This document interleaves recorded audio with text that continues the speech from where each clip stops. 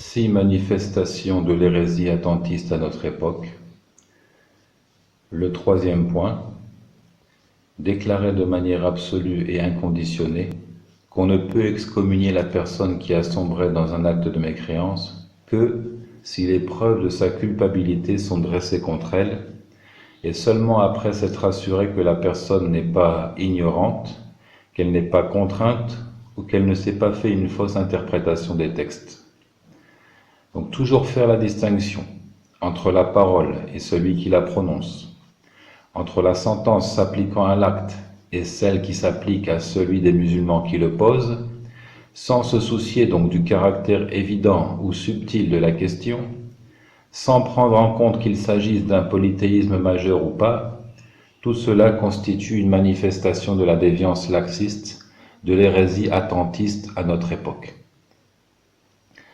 Déclarer de manière absolue et inconditionnée qu'on ne peut excommunier la personne qui a sombré dans un annulatif de l'islam, qu'après donc avoir établi les preuves de sa culpabilité, et sans se soucier du caractère évident ou subtil de la question, sans prendre en compte qu'il s'agisse d'un polythéisme majeur ou pas, tout cela est une manifestation de la déviance laxiste, de l'hérésie attentiste, murji'a à notre époque.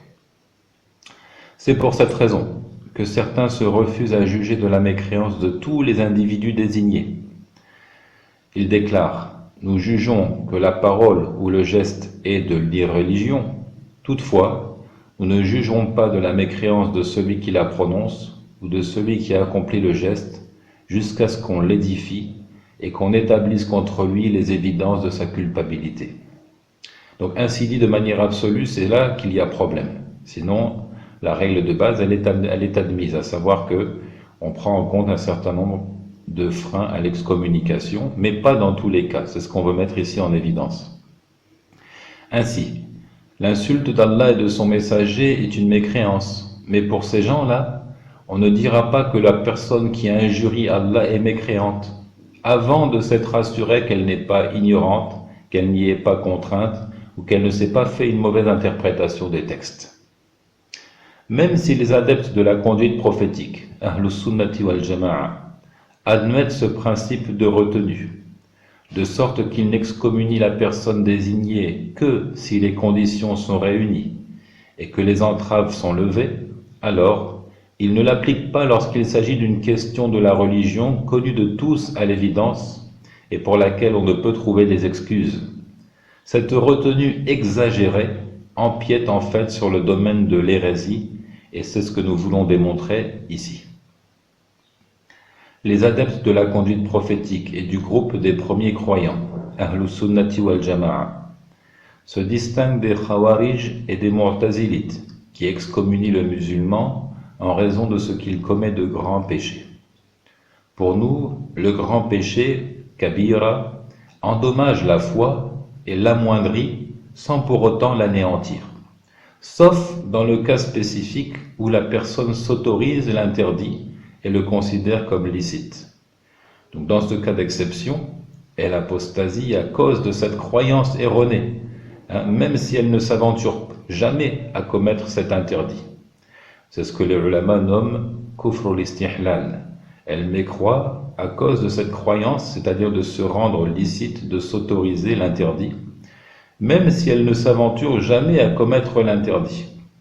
Mais là, c'est encore une fois un cas d'exception, car la règle de base veut que l'auteur d'un grand péché ne mécroit pas pour autant. Par contre, nous croyons qu'un grand nombre de convictions, de paroles et de gestes plongent effectivement l'individu dans la mécréance et l'excluent du cercle de l'islam. Et c'est ce que les ulama nomment nawaqidul islam, les annulatifs de l'islam.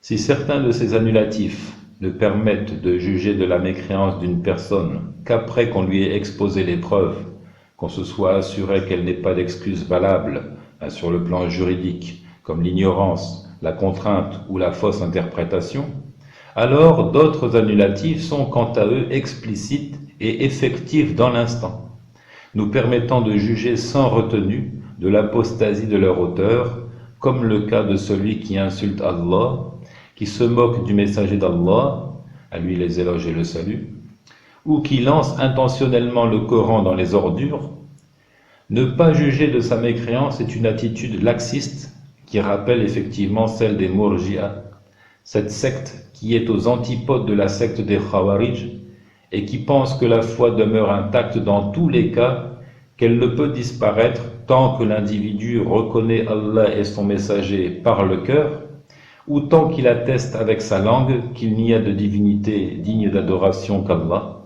et que Muhammad est son messager. En d'autres termes, certaines paroles et certains agissements sont de l'apostasie évidente, qui ne nécessitent pas de démonstration, et qui nous autorisent à juger de la mécréance de leur auteur sans autre forme de procès. Muhammad ibn Abdul Wahhab, qu'Allah lui soit clément, disait: si l'individu spécifié dit ce qui impose la mécréance, on ne le déclare pas pour autant mécréant jusqu'à ce qu'on lui expose ce qui justifie l'excommunication en cas de refus de sa part.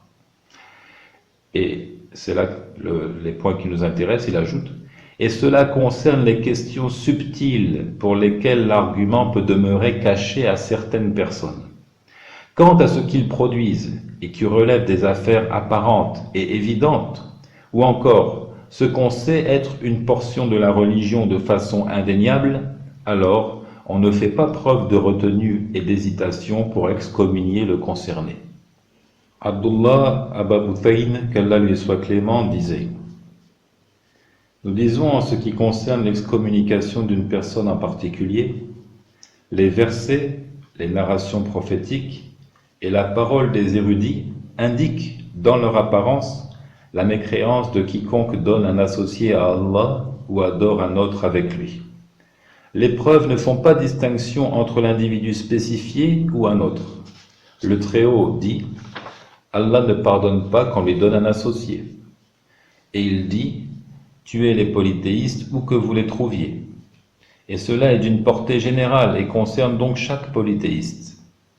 Tous les ulama citent dans les livres de jurisprudence la sentence de l'apostat. Et la première catégorie de mécréance et d'apostasie qu'ils évoquent est l'idolâtrie, shirk. Ils disent: celui qui donne un associé à Allah a mécru, sans faire d'exception pour l'ignorant. Ils disent encore: quiconque lance des accusations contre Aïcha a mécru. Celui qui se raille d'Allah, de ses messagers et de ses livres a mécru à l'unanimité en raison de la parole du Très-Haut. Ne vous excusez pas, vous avez bel et bien rejeté la foi après avoir été croyants. Et ils énumèrent un grand nombre d'éléments qui font de leur auteur un mécréant selon le consensus établi, sans faire distinction entre une personne désignée ou une autre. Ensuite, ils disent: celui qui apostasie de la religion de l'islam sera exécuté après une invitation au repentir. Ils ont donc jugé de son apostasie avant de juger nécessaire qu'il se repente.